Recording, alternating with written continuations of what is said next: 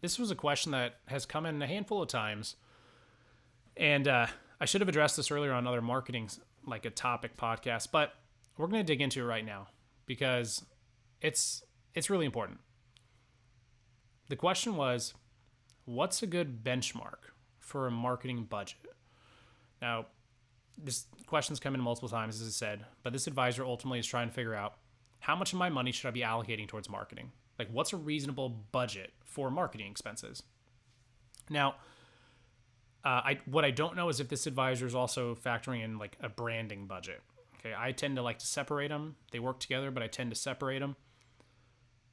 But usually, in every situation is going to be different.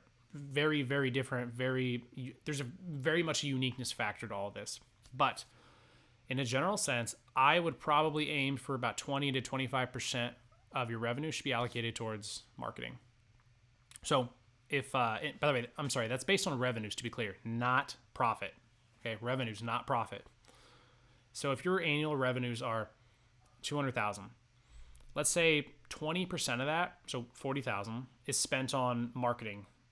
Okay, and maybe that's marketing and branding efforts, but it's spent on marketing efforts with the goal of growing the business and earning more clientele, right? That's why we're in this. We want to grow the business and earn more clientele.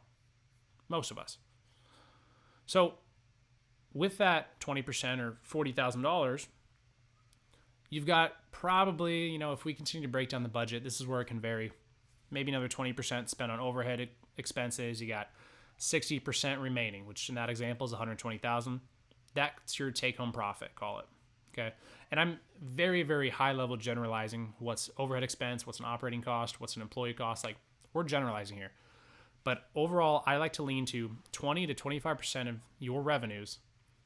That should be allocated towards a marketing budget. So hope that helps.